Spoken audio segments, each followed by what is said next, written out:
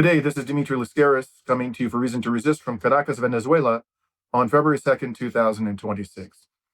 The country in which I'm currently located has the world's largest proven oil reserves, and it is therefore a matter of some consequence, not only to this country, but to the broader global economy, that last week, Venezuela's interim President Delcy Rodriguez signed into law a major reform of the hydrocarbons industry in this country, one that will allow private corporations, including U.S. oil companies, to take control and exploit profitably the massive oil reserves of this country. It will effectively end this law, the state monopoly over the oil industry that the state-owned company PDVSA has enjoyed for approximately 2 decades. Now, in order to understand the full import of this law, I set for myself the task of interviewing experts in the Venezuelan oil industry on both sides of the debate, one who is supportive of the hydrocarbons reform and one who is critical of it. I just sat down for an hour-long interview with a supporter of the hydrocarbons reform, a gentleman by the name of Alejandro Terán. He is an interesting individual. He is both a Venezuelan national and a United States citizen. He has a significant investment and has had for his entire adult life in the oil fields of Texas. He, at the same time, is somebody who is rather sympathetic to the Chavismo movement and to both Nicolás Maduro and the current interim President Delcy Rodriguez. And he certainly doesn't seem to be any friend of the project of U.S. imperialism in this part of the world, but at the same time, he describes himself as a realist and one who wants to see the massive oil reserves of this country used in order to improve the standard of living of the Venezuelan people.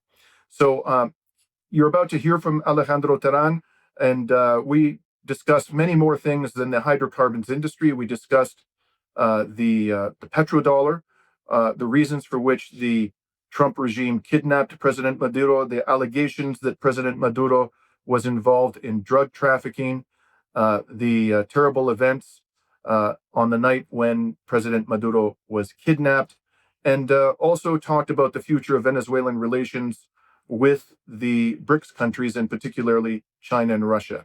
I hope that you will find our discussion to be as fascinating as I did. And if you do find this video to be informative, please like and share it. And if you're not already a subscriber of Reason to Resist, we warmly encourage you to become one so that we can expand the reach of our unapologetic brand of resistance journalism. So with no further ado, here's my discussion with Alejandro Terán. Thank you very much for speaking with us today. It's a pleasure to meet you. Thank you very much. It's a pleasure to meet you. So I'd like to begin by just offering to our audience an explanation of your background. If you could tell us, in particular, your a little history of your family, what you do for a living. We talked before we began this interview today about your interest in the Texas oil fields and so forth. So I think it would be very interesting if you could share with us. Yeah. Well, first of all, thank you very much for your time. I do appreciate you coming to Venezuela to have a talk to you about the Venezuela new oil business, which we have a new age right now. Well, I born in Connecticut because my father, he was making a study of a dentist, a doctor in dentist in Connecticut, and I born there. But I moved to Puerto Ordaz, Estado Bolívar, in the south of Venezuela, where the Orinoco River is exactly, because the iron mining company was developed in 1960. The establishment of the steel company over there. My father was the doctor of the camp, and we moved there when it was like a 4 month. 6 months, I don't remember. To be honest with you, I don't remember. And I grew up in a city named Ciudad Guayana, Puerto Ordaz, which is a city created in 1961. And then, usually back and forth from the United States of America, I studied law, and then in NYU, New York, I studied my master. And in 1916, I went to Texas. I always be integrated by the oil business, basically because of when I was in the school, many information by the oil companies, I was aware about it. And then in 1916, I went to Texas Sorry, you said 1916. Yeah, no, excuse me, 2016. 2016. I'm sorry, yeah. In the 2016, I went to Texas and with the friends from PDVSA, we bought a couple oil fields, like 120 vessels. And just before you continue, for the benefit of our audience, PDVSA is the state-owned Exactly, oil company PDVSA, in Venezuela. exactly, the state Venezuelan oil. Right. Many engineers from PDVSA, from Venezuela Oil Company, were fired in the crisis of the 2002, then 2002. De paro petrolero. Exactly, paro petrolero, and the oil strike in 2002, exactly. And then we went to Texas, bunch of people, and we decided to get involved in the oil business. And that's why we bought a couple oil fields in Texas. Very strong business, very bad business, because you produce ashore. Permian Basin has 3 million wells that produce 2 barrels, 3 barrels, 10 barrels.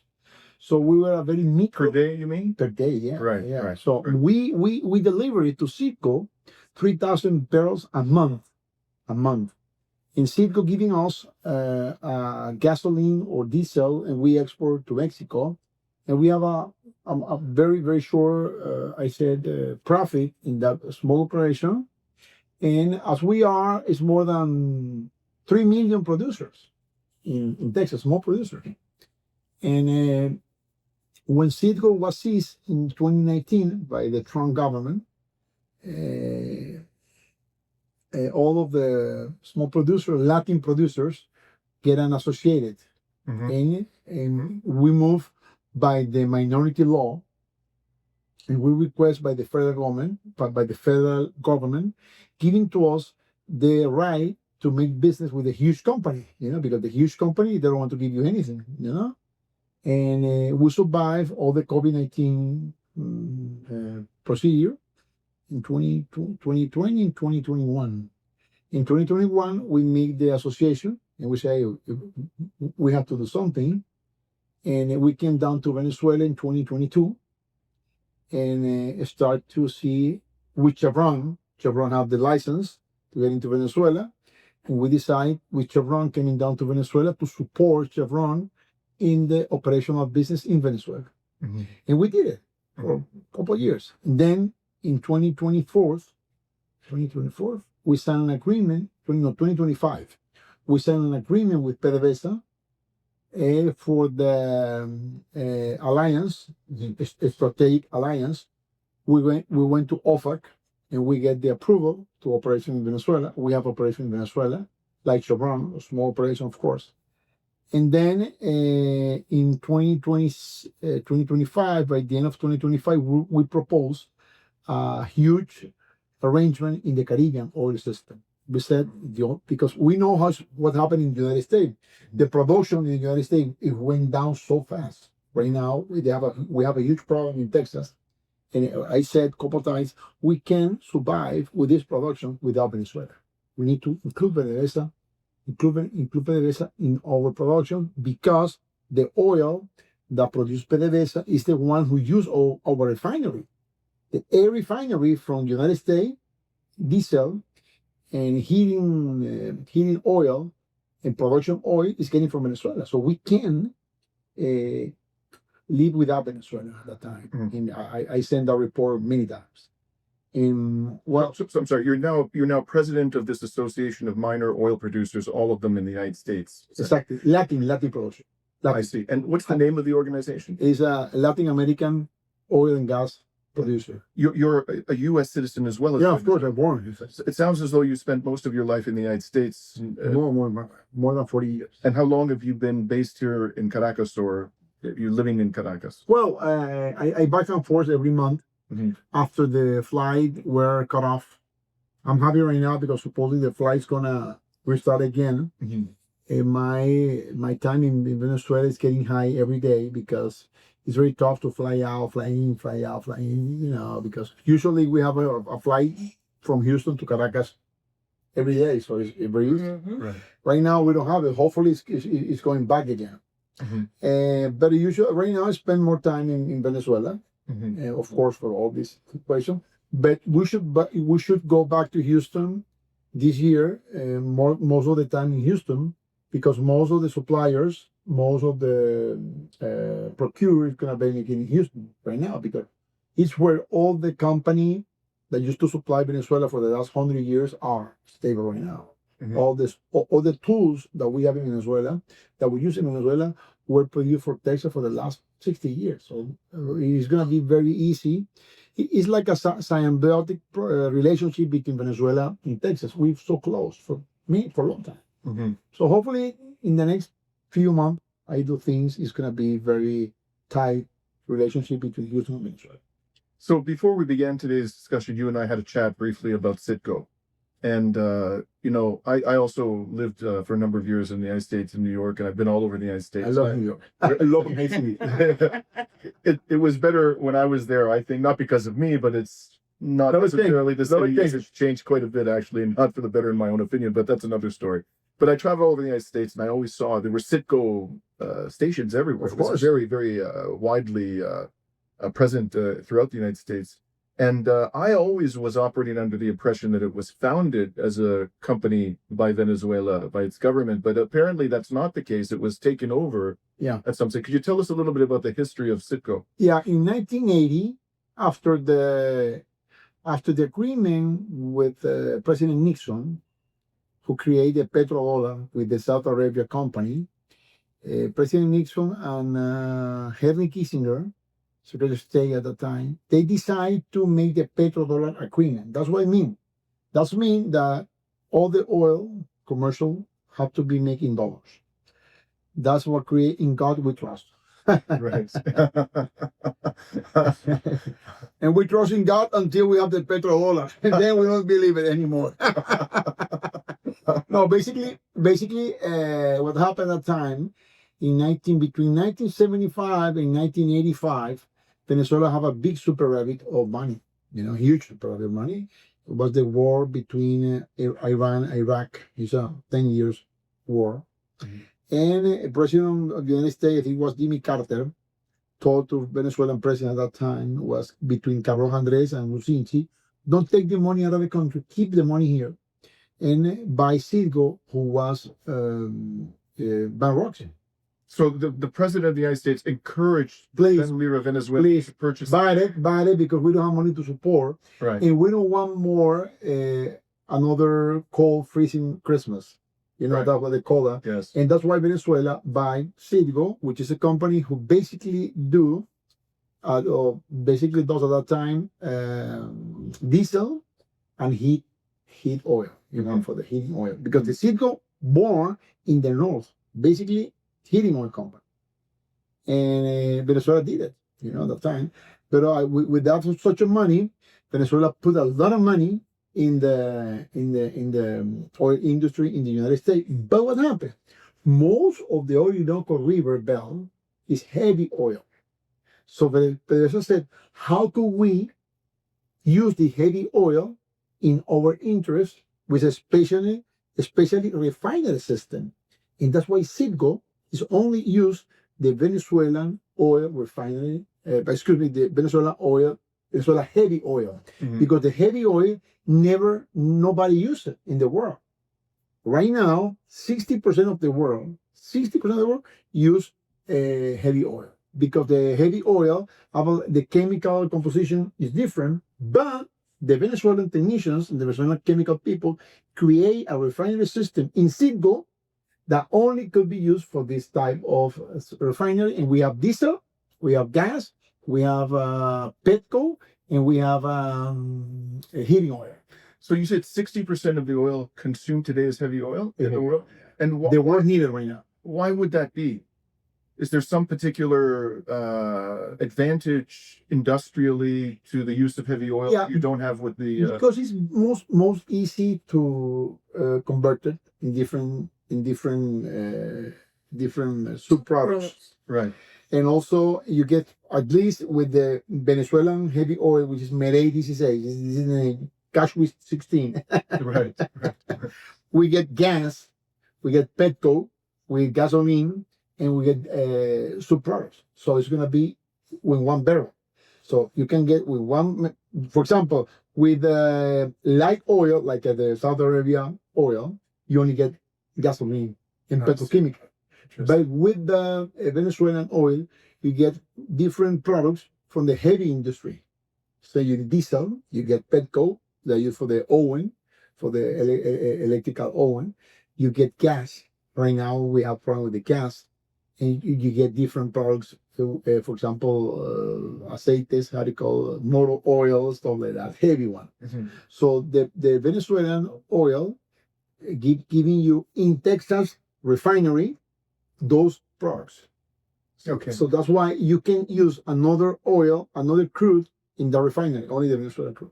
So, as you know, I come from Canada, and Canada also has amongst the largest petroleum reserves in the world. But light oil. So this is a question I wanted to ask you, because I've reported previously from what some of us call the tar sands, other people call the oil sands in northern Alberta, and there again, I have no expertise in this area, so I'm going to ask you a question that may seem very simplistic to you. The oil, as I understand it, there is captured in sand and soil, and it has to be extracted from the soil, which is a very expensive and environmentally damaging process. Is that the case with Venezuela, that the oil is essentially saturated in the soil and has to be extracted, or is it a different type of? Yeah, different type of geological situation. Geological, the soil different, because in Venezuela the water level is so high.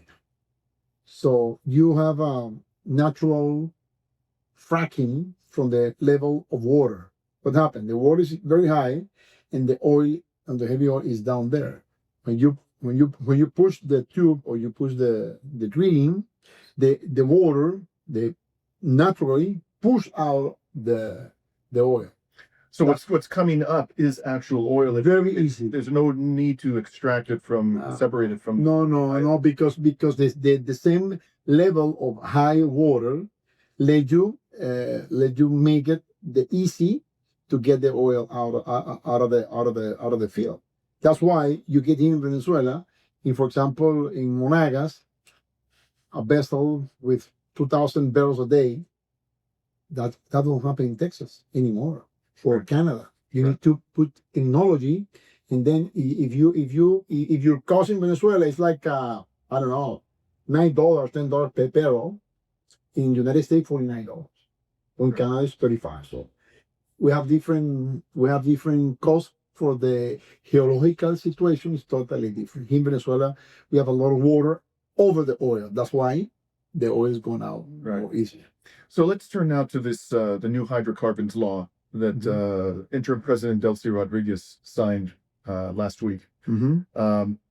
So my understanding about this law is that it will end PDVSA's monopoly over the oil industry in Venezuela. And my understanding is based entirely on a report from the Associated Press, which may not be accurate. So, and that it's capping.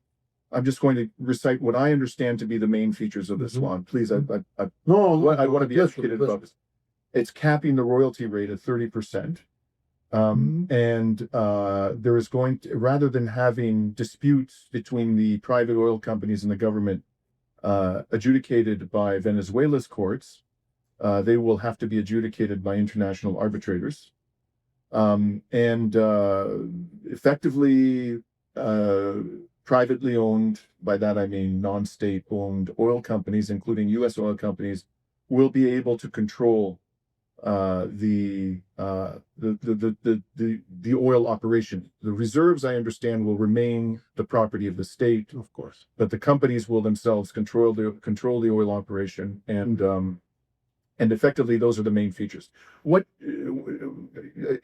Please don't feel constrained by my description of it. I'm interested in your view. What are the principal features of this law that you think people really need to understand? People in Venezuela, we have many, I would say, maldiciones, curse, no? Curse. The oil is mine. The oil is mine, I'm rich. If I'm rich, I don't work. If I don't work, somebody has to give me the money. This is the way Venezuela lived in the last 100 years. 120 years. The first law we have here in 1920 by General Gomez was the president of Venezuela. He said, let me give you the oil to Rockefeller. Otherwise, the army people is going to give me a car. So I have to give it to somebody else. In 1943, General Medina said, okay, let me get 16% of royalty from the United States company, pay me 60% of the royalty. Mm-hmm. Venezuela get a huge amount of money in the World War II, because all the oil, listen to me, 60% of the oil who support the Allied people against Hitler came from Venezuela. And there's a Nazi submarine who was in the Orinoco River, getting out and just strike the USA oil vessel. There's a movie. A Nazi submarine. Exactly. You see, I don't know. Idea. No, if you go to your coffee is gonna get in wrong. If you go into the movie, La Batalla de Murphy. De Murphy, La Guerra de Murphy. La Guerra de Murphy was in 1943. There's a guy it's a British guy who was in the British vessel going to England. 1971 movie. This is the movie. Uh-huh. This is the movie, but the movie is inspired in that history. That happened in the Orinoco River. There was a war in the Orinoco River between German submarine and the United States Army. Yeah, over there, because they went out, just putting down the oil vessels, Mm-hmm. you know, in Roosevelt, Churchill, and Stalin. exactly, they getting arrangement to get those submarines in the Orinoco River. Okay, so just pause there for a second. So basically, No, what I understand is let me go to the law. but just before you do that, so because this is very interesting, so you're saying that the Venezuelan oil was very important to the war effort of the United States. Of course, always. All the war in the last 100 years were supported by Venezuelan oil. If you can see, first World War One in 1918, World War II in 1943, and between 39 to 45. Then Korea's War, 1961. Then Gulf of Persian Gulf in 1990, 1980. Presumably the Vietnam War. Of course, well. like Vietnam War, Saddam Hussein 1, Saddam Hussein 2, Syria, Libya, Iran. All the time, which is the main problem. Venezuela gives you support to resolve the situation. Not right now. Exactly. Not right now. When Chavez came to the government, he said, hey, hold on, I control CITGO. And this is the main problem. Then we have the new law in 1975, when the oil company become part of the Venezuelan government. Venezuelan control everything. Between 1975 until 2000, with the new law of Chavez, he said, let's socialize the oil company, which is good, no bad idea. Then in 2007, all the company went out of the country, came to Venezuela, the biggest amount of money from oil is coming a barrel, I don't know, 140 per barrel. It was unbelievable. Mm-hmm. And then with Nicolás Maduro, they start to create that reputation, because that reputation was created against him, because the oil company try to avoid the roles of China, India, and Russia. Why? I'm sorry, I just want to make sure I understand. It wanted to avoid what exactly? Try to stop the role. The growth of China, India, Russia, and all the East country. Who exactly wanted to impede the growth of these countries? The petrodollar problem. The petrodollar. I see. Okay. Because the petrodollar start to lose. Yes.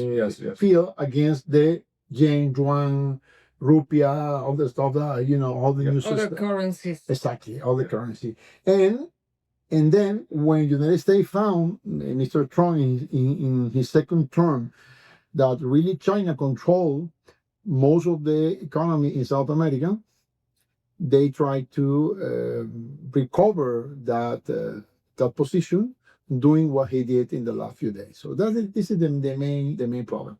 And then this new law in Venezuela, giving to the Venezuela a huge opportunity with the private investors. Never happened before, because nobody feel the really valuable how much the investment are, because it's the government investment and they don't care about it. That's why most of the corruption scandal that we have in Venezuela in the last, 50 years. Not right now, there are 50 years. And right now, with the new law, is a new age of the oil industry, allow us as a private investor to produce, to control, to optimize, to increase, to set up, to actualize all the system, and then let you commercialize the oil all over the world, which is not bad. I mean, I don't see that, which is a sovereignty relief, because basically the government has the control of the reserve, but don't have the control of the operation. For example, the Venezuela airport, international airport, there's a guy who sells coffee over there. The store, the concession, if belong to the international airport, which is a company, is a in government institution. But he run the coffee shop. He run it. So what's going to happen? The main owner of the oil is going to be the state, but the runner, the one who's going to make investment, is going to be the private sector, which is good. That's avoid you corruption scandal, that avoid you many scandal, that optimize the price, that you're going to be cautious with what you're going to do in the investor process. The Venezuelan businessmen were so happy. They don't care because the government pay everything, PDVSA pay everything. That situation is passed over already. We have a new time. This law allow you, to the government, to give you opportunity to private investor to increase the productions, to make business with the best interest of the world and of the country, and also make those royalty in the social problem that we already have right now, which is bigger than in the production problem. So I think it's going to be a very new age law that we need long time ago.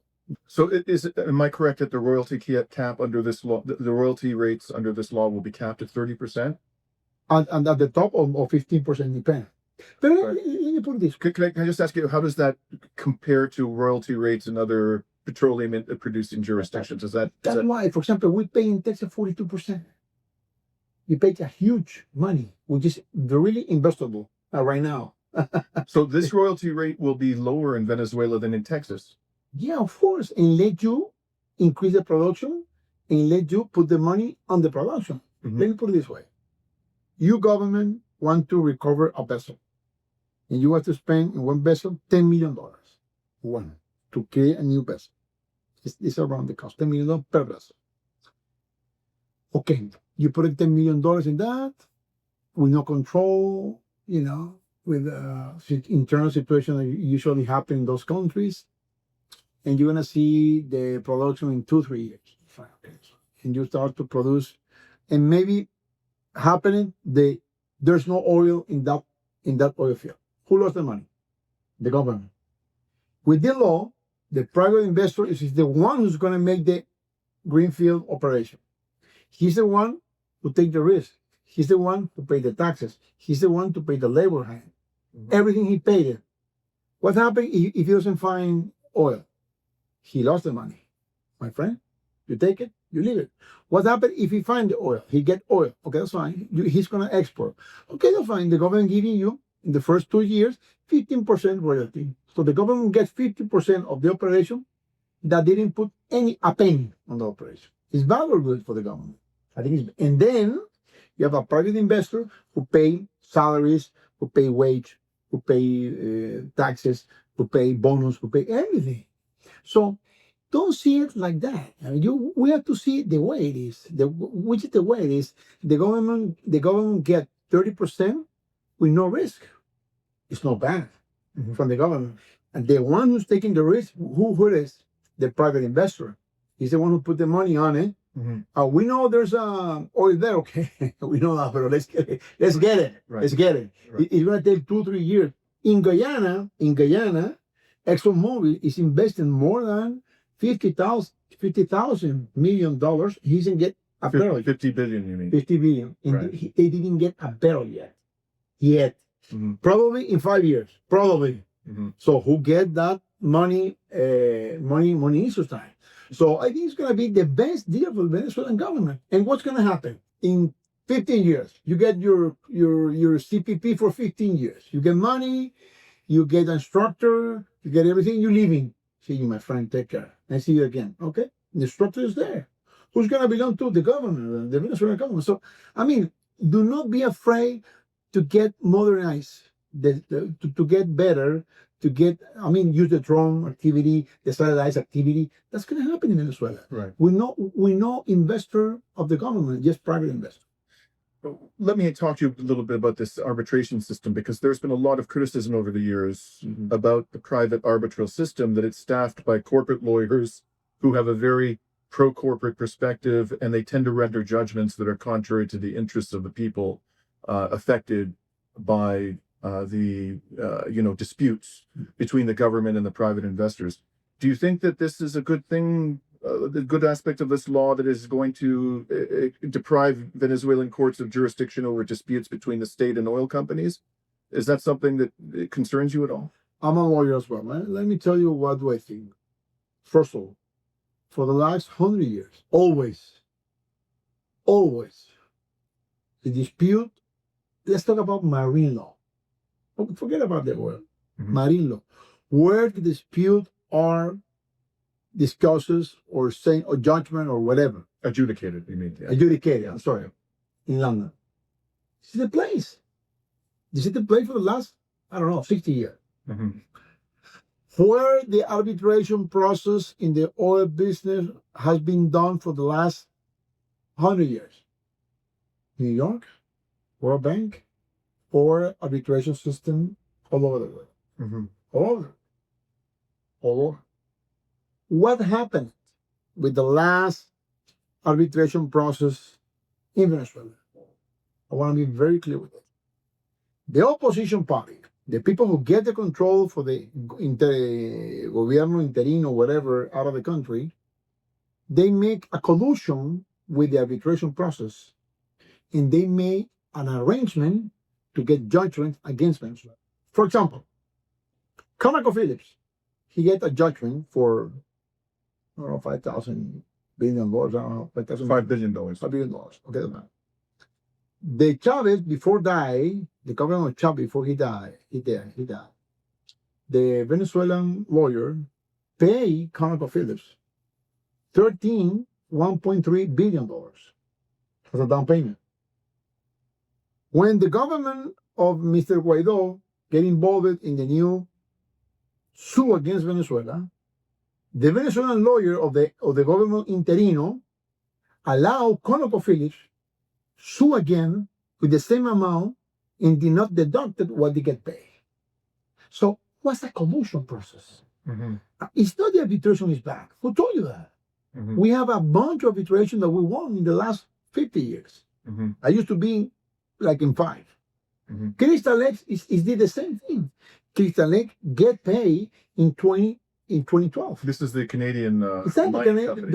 What they did, they get the gold contract in my town, in Puerto Ordaz. They get the gold contract, they negotiate it, but they don't put the money in the mining system. Why? Because the corruption, whatever. I mean, they went to the arbitration process, they won the process, but we as a country did not represent our interests in the proper way.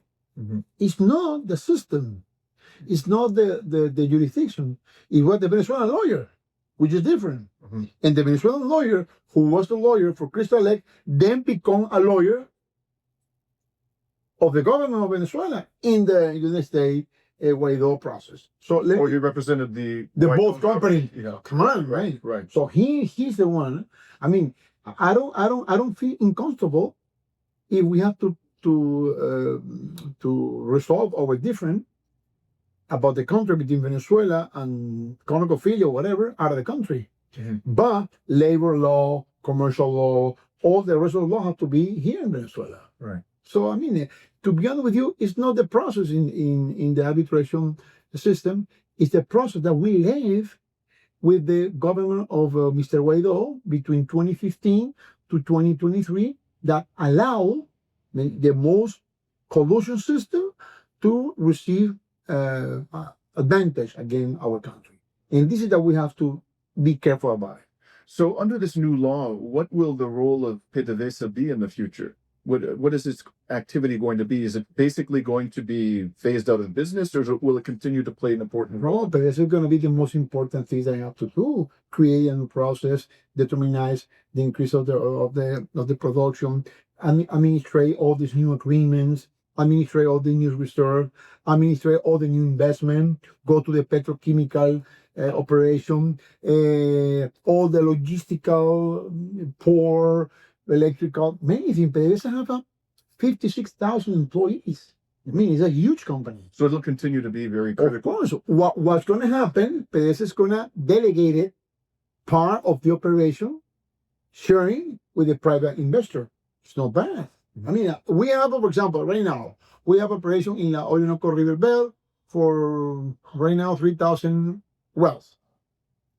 We put in 10 drilling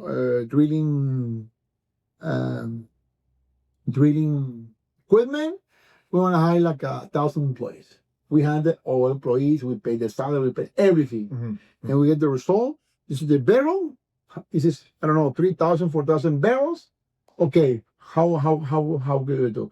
Get the barrel, pay me my royalty. As I get 30% of what we're gonna get it. It's not too bad.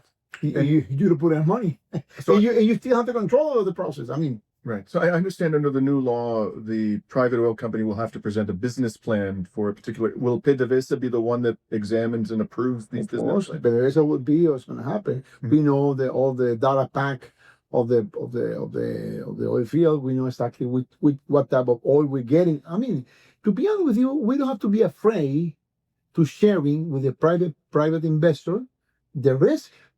I mean, what we do, we are just sharing we taking the risk. They don't take the risk, because what happens if we don't get the oil, we don't get the money, we're done. PDVSA doesn't lose anything. So to be honest with you, it's gonna be I would say transfer the risk to the private, which is good, and it's gonna be very wealthy for the country. So the press is reporting that as a result of the passage of this new law, the Trump administration has begun to ease sanctions on Venezuela. What is your understanding of what the Trump administration now proposes to do vis-a-vis the sanctions? What has it done? Is it going to actually alleviate these crippling sanctions meaningfully?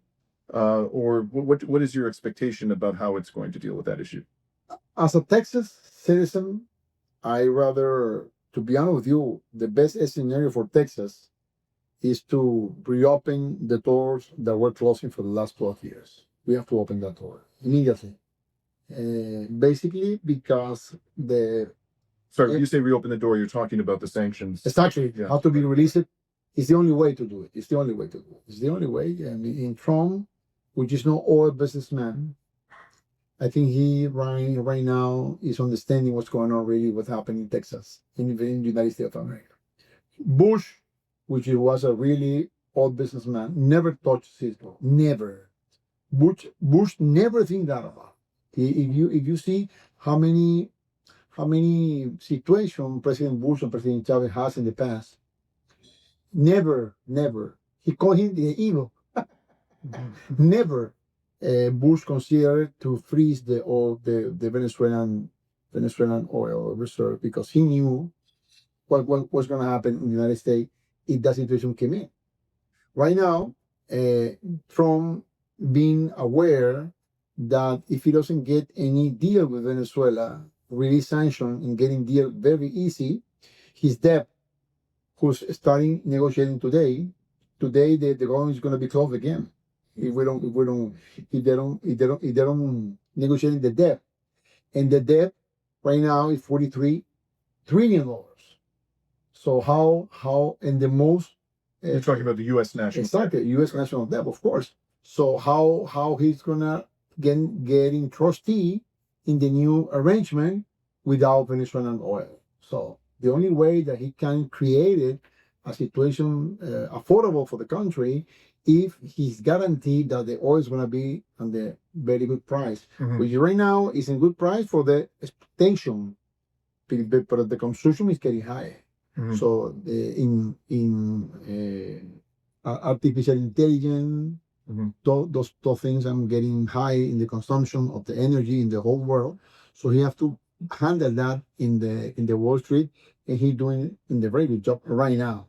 So that's what I think, that Trump has to release the sanction, but also has to protect the Venezuelan activities, because most of the transactions with the Venezuelan Guaidó government were against the Venezuelan oil company.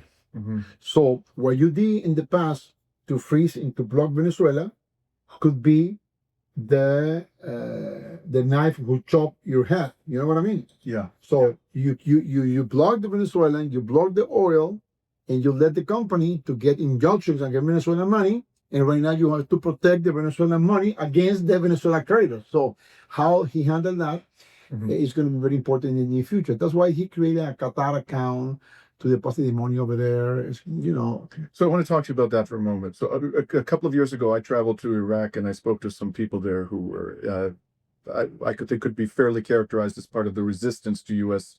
domination of the country. And I was very surprised to learn, I should have known this, that after the invasion, Bush set up an account into which all of the revenues from Iraq's oil were funneled, and the U.S. controls the revenues from Iraq's oil industry. Trump has been saying that he's going to control the revenue from Venezuela's oil industry going forward. Is there any truth to this? And what do you believe he intends to do exactly? Is this going to be the Iraqi model or something? No, I mean, the United States have like a footprint always, I think they try to control where the money go. Many corruption act in Venezuela, many vessels, the ghost vessels, stuff like that. And I think he doesn't control everything. He tried to make a community arrangement with the Venezuelan government. The Banco Central de Venezuela is freezing, have to release the sanction against Banco Central. There's no SWIFT change right now. And he doesn't want that any money coming from the oil business is going to Iran or Russia or China. He wants to control that because he needs that. And I don't think he needs the money, he needs the oil. Okay, so let me give you a more precise question about this. So let's suppose that ExxonMobil or another American oil company comes in, they submit a business plan to develop a particular oil deposit. It's approved. The royalty rate is set at 15%. Okay. So now the company is obliged to pay 15% to PDVSA.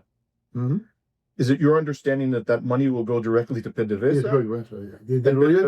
The royalty, the sales, for example, the oil that ExxonMobil or ConocoPhillips or Chevron sells, that money is going to Qatar. In Qatar, they create some funds in Venezuela to release to Venezuela as well. So I mean, I'm sorry. So the royalties will be paid into an account in Qatar. No. The royalty is going to pay a Venezuela account in Banco Central de Venezuela. So, and your understanding is that the Venezuelan government will then be free to do with that money whatever it wishes if it wants to send it on. Social developer, of course, right. A hospital, schools, many things that you were trying to develop right now. So it's still unclear to me, what does Trump mean when he says he's going to control the oil revenue from Venezuela? He tried to give a message to the opposition party in the United States, the Venezuelan opposition party in the United States. He said, "Don't worry, the regime won't be increased again and controlled." He tried to create a control system that it won't happen anyway, but he tried to create. That's why it's like a messages to the people, a radical opposition party, Venezuelan in the United States. To Maria Corina Machado especially. For me, this is a message for her. Because how he going to do it? He can control the export from Venezuela. But let me ask you something. For example, I'm ExxonMobil, I get the approval, I got the oil field, I have to send to to invest in Venezuela, $1 billion in laborers, equipment, in procure. How do we send to Venezuela? That money has to be here. Right. I mean, he had to pay taxes. He had to pay IVA, which is a sales tax. He had to pay mayor's taxes, local taxes, for example, from the mayor's office. He had to rebuild a expressway. He had to put money in the electricity company. He had to pay the bill of the water. He had to pay the bill of the. I mean, all of the money is going to be around. What's going to be controlled is going to be the export. I mean, the oil. The money, where the oil go. This is my. Right. He want to control the oil is going to the United States. So at the beginning of our conversation, you made reference to the petrodollar, and you may or may not know that recently the Chinese President Xi Jinping publicly expressed a desire for the yuan to become a global reserve currency. There have been a number of reports or suggestions that part of the reason that the Trump administration did what it did was it was very concerned about Venezuela selling its oil in a currency other than the United States dollar. What do you anticipate will now happen with this new law? Do you think that there will be any possibility at all for Venezuelan oil to be sold in a currency other than the United States dollar? Or do you think that's basically going to be? Is that what's Trump? Is that where Trump? Which I don't want to be, but if I were, Yeah, Alex, yeah. I don't want to be. I feel the same way. If I were Trump, I don't want to be.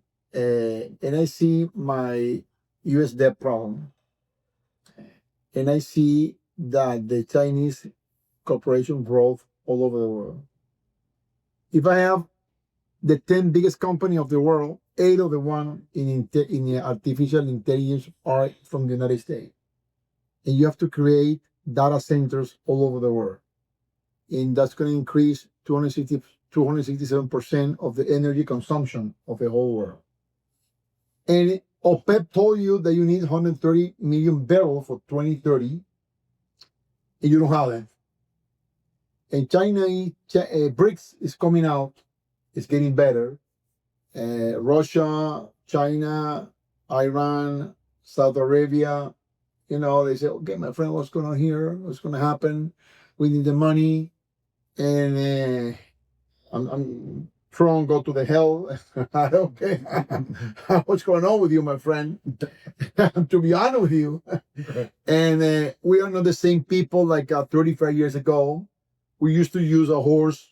Right now we have 2.5 billion electrical cars. We have money, and we are productive. I think you said billion. I think you mean million. 2.5 million. Billion. 2.5. Oh, you're talking globally. No. In the China, India, Malaysia, Singapore, they're gonna use 2.5 billion electrical cars. Right. 5,000 billion people. 5 billion people. Right. 2 billion cars. 2 billion. Right.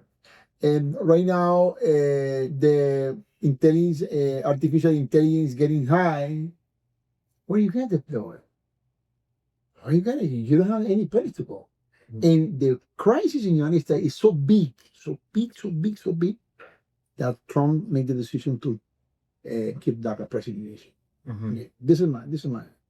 And excuse me to allow to finish. And then the United States have a huge crisis, and the Venezuelan government is playing a very smart piece right now, because they say, yes, you need the law, that's fine. You need the oil, we give you the oil. We need your investment. Right now, the Venezuelan government are playing the most important decision in the last 100 years all over the world. Because why? If Venezuela government allowed the United States to increase the oil productions, let play in the different energy games with Europe, with gas, with gold, with raw material, tantalum, coltan, all the stuff. Venezuela and the South America could be in the next 10 years the most important energy center all over the world. You need it right now. Otherwise, in the other side of the world, they are consuming but not producing. Only the Persian Gulf. And Persian Gulf, the Canada making a deal with the Russia and with China. I mean, they won't be the 51 state of Texas of United States. Forget about it. Groenlandia is another problem right now. So Trump has many war pattern that he have to affront in the next few months, and also there's a midterm election this year as well. Yes. So I think he has a huge problem. It's the only salvation he has in Venezuela. And if President Maduro were still acting president, he had not been kidnapped. I know, but he's not able to actually do his job because he was kidnapped. What do you think he would say about this law? No, Maduro proposed many times this arrangement with the United States, and before this situation happened, we as a Texas organization been talking about with many politicians in the United States to get this arrangement with President Maduro was agreed to do it. Mm-hmm. What happened is there's a gentleman who has me as a Cuban, my Cuban family. There is a USA Secretary of State, just Cuban, and he needs to show some result to his borders in Florida. Florida have a nightmare for the last 70 years with Fidel Castro, with Cuba, with all the situation in Nicaragua. Everybody's bad, everybody's criminal, everybody's drug dealer, terrorists, everything, And they create these three congressmen create opinion regardless to Maduro, regardless to Fidel, all the stuff through Marcos Rubio. And I think Marcos Rubio is the one who been, pushing that decision. President Trump has some type of arrangement. And I think if Nicolás Maduro were here, and if Nicolás Maduro found the big crisis was coming to the world, he does the same thing, to be honest. I think it's a strategic decision of the government, because the ones who are in the government are Nicolás Maduro followers. I mean, there's no change in the government. So I think it's going to be the same decision. It's because it's not an economic decision. It's a geopolitical, strategic decision all over the world. Right now we are in the different time. I mean, if, for example, if you ask me who approved the Marshall Plan to Europe, have to do it. I mean, it's the only way to do it. And we did, and they did it in 1945. They created the national organization of the country. Have to do it at that time. So I think at this time, we need the oil agreement and energy agreement all over the world, and Venezuela is the biggest provider. So one other political character in all of this saga, you mentioned her previously, is Maria Corina Machado. And many of us expected that if by some means the United States managed to remove Nicolás Maduro from power, that she would be the one chosen by the Trump administration to become the new leader. But apparently Trump is not particularly interested in installing her, assuming he could do it. And I'm not suggesting he could, but he doesn't even seem to be interested in doing that. Why do you think she has been shunted aside by the Trump administration? Or do you think that that's the case? Do you think he ultimately wants to see her become the leader of this country? Since Chavez gained the elections in 1998, the opposition party said he's a stupid, he's a dumb, he's a whatever, he will receive many bad description of Chavez. I said, be careful with Chavez. It's not stupid. It's not stupid. Be careful. He's a smart guy. He knows how what he wants. No, he dead. Don't worry about it. My friends, he told it many times to my friends. And he said Chavez is going to be leaving the country very soon. I believe it. We have 25 years in this stuff. What never happened? Never happened. He stole the election. Not true. He won all the elections. He doesn't have any. Not true. He had everything. Okay, that's fine. The same group that María Corina Machado created against the referendum revocatory in 2004, I said, my friends, be careful with Chavez. Chavez is a social feeling. Right now, you go to the Orinoco Bell, you go to the very poor house, and you see Chavez picture with a candle. They pray to Chavez right now. Right now. So I said, be careful with it. Be careful with the partidos ahorita en Venezuela. Be careful with consejos comunales. Be careful with the social roots. People have social roots in the Chavez political movement. They say no. Margarita Machado, she came from different social social life of the country, and she didn't understood what really people think about Maduro, about Chavez already. I told her in 2022, said Maria Corina, hello, please, do not misunderstand the country. The country have a different way to think. What happened right now? We have a bunch of entrepreneurs, people who live with the cell phone, selling coffee, selling, many things. There's a huge exportation company of food from Venezuela. Coffee, cacao, chocolate, meat. My fiancé is from Apure. You can't believe it how many cows going to Colombia, going to United States from Venezuela. So don't lose the what the people want. This new generation want peace, money, and quiet, and that's it. Mm-hmm. They don't care about it. The whole world. Mm-hmm. No, because Maduro is illegally. Okay, 2024, Maduro went to election. They said he lose. They said he wins. Mm-hmm. González Urrutia, in a letter, he recognized him as a president. He sent a letter, and he left the country. So Urrutia is this character. When I arrived exactly. at the airport, it was a wanted poster for. Exactly, he's a poster. Why is he a wanted man, Urrutia? I don't know. So and then I think the government agency went to the same place that I went, and make a measure, and they told to President Trump, Mr. Trump, if you put a Maricolina over there, you're dead, man. Forget about it. You won't get an oil barrel in the next 5 years. So Trump said, well, who's the owner? Delcy. And also, hold on, it's not because he appointed, it's because the law it was the law said the vice president is gonna assume the presidency instead of the president went out temporarily or absolute absent. What's gonna happen? I don't know yet. Mm-hmm. And right now the government of Trump said it's gonna be like a 24 months. So if you don't recognize Nicolás Maduro as a president, how can you recognize Delcy as a president?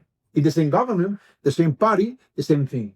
So to be honest with you, they understood that we don't have peace, we don't have transition, we don't have in that opposition party. Mm-hmm. A new opposition party will arise maybe the next 5 years, probably. But this also what happened with that opposition party, Trump in the first term, giving to them $1 billion. Where's the money? I don't know if you understand. I didn't know that. No. Of course, if you go to USA, there's investigation against Guaido, all the people. If you go into the court, we made a judgment against CITGO. The judge said there's a $19 billion disappear in the opposition party leaders. It's over there. You're saying the party of Maria Corina Machado received $1 billion from the Trump administration? Well, all the people around her. Right. So Trump said those people won't be able to win an elections against Maduro. Those people won't be able to have a political contempt against Maduro. My oil reserve is getting down under 18 billion million barrels. If I keep those people trying to get out of Maduro and I pay the bills, they're going to keep me off. So that's why, under the crisis situation, this government of the United States made the biggest mistake, legally, illegally, understandable, unbelievable, to take out of the president. Mm-hmm. That's why. So there's one last thing I'd like to discuss with you, and it's probably I know it's a very controversial subject, and it's probably something that you can only speculate about, but it's been a question that's been really dominating the discussion about what happened the day that President Maduro was kidnapped. Were you here on that day, by the way? Well, here. I saw the controversy. You saw the helicopters coming in.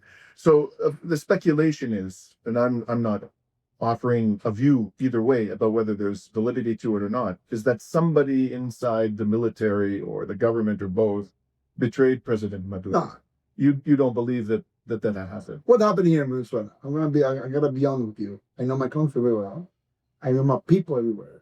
I know Venezuelan government, the Venezuelan army, never in the last 100 years have been involved in a war.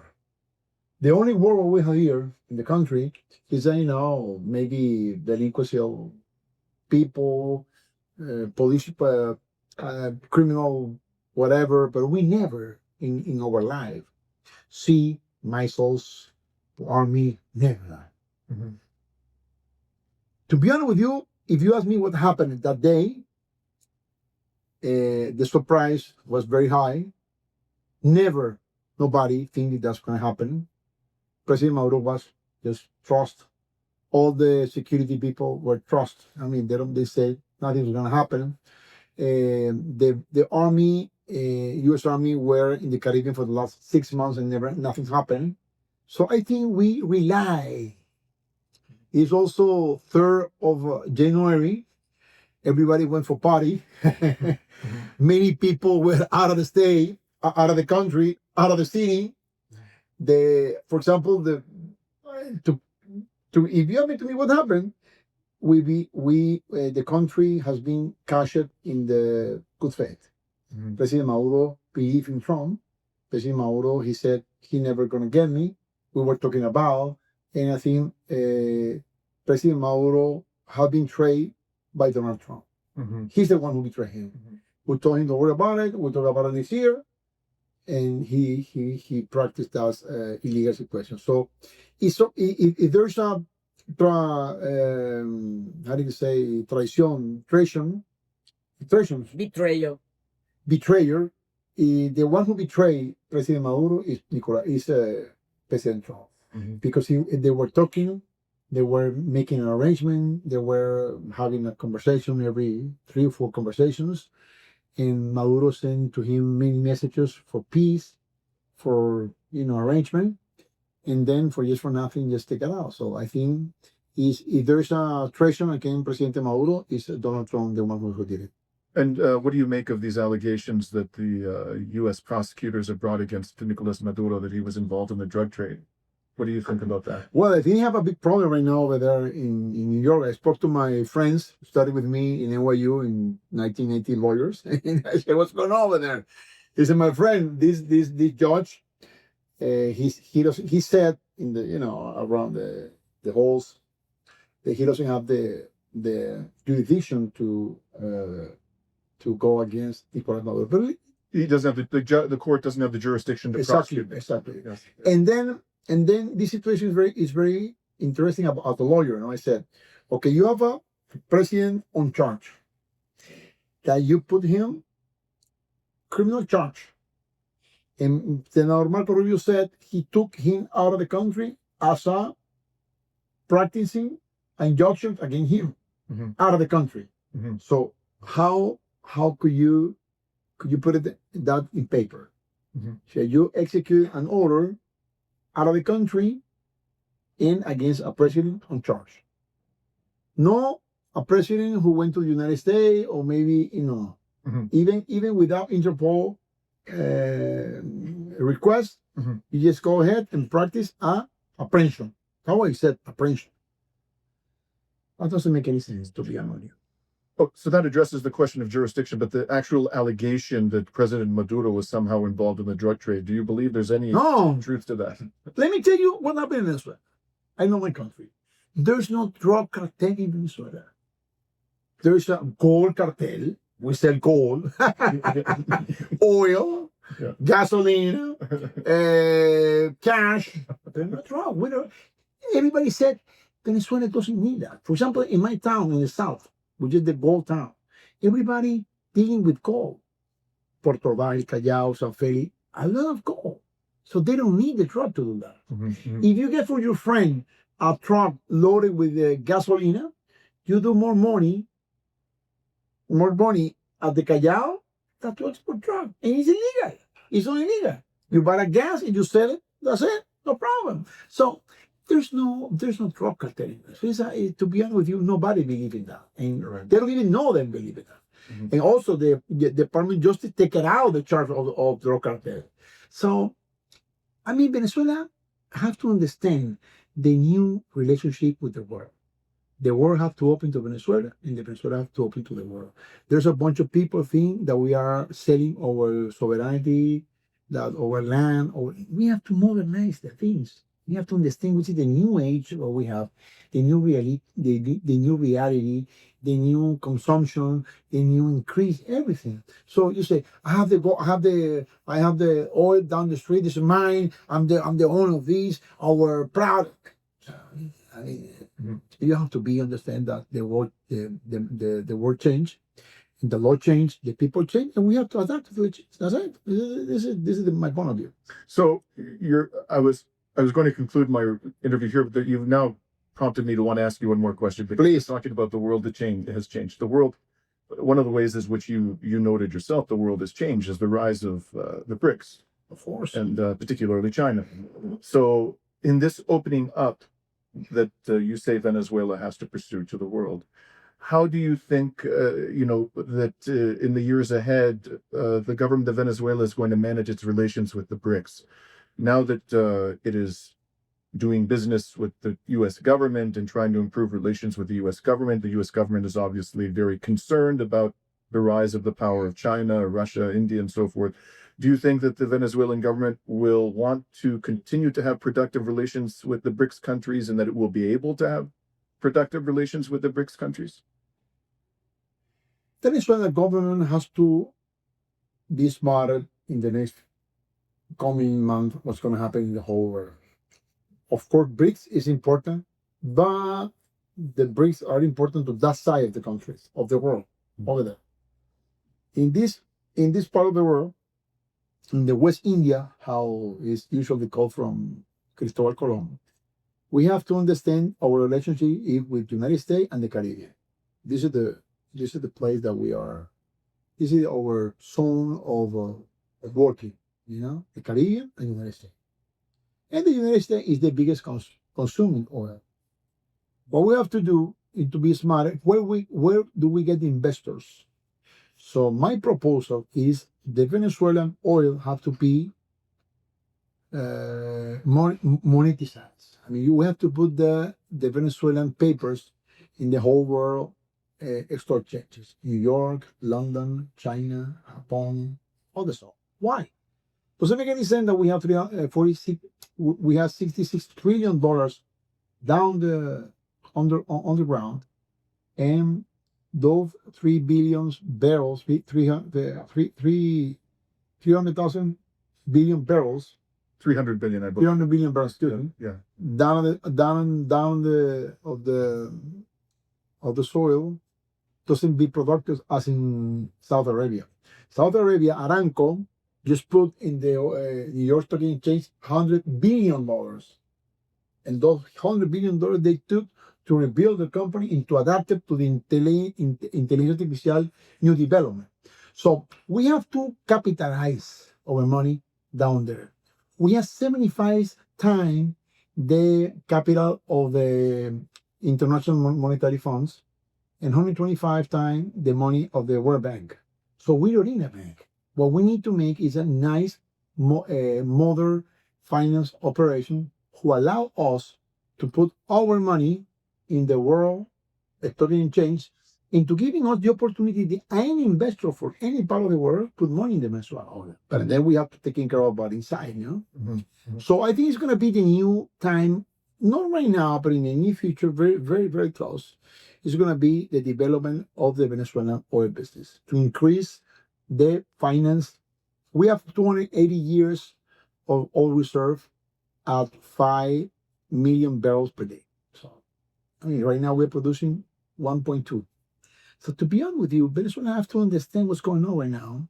I think the President Delcy Rodriguez understood. I think the President de la Asamblea understood.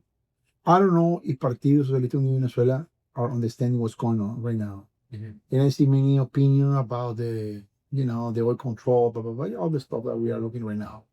So I do think that that we have to entering in a new age of oil, a new age of finance, a new age of the productions, a new age of modernization of our industry, and we have to understand that we need to be at 2030 at 5 million barrels.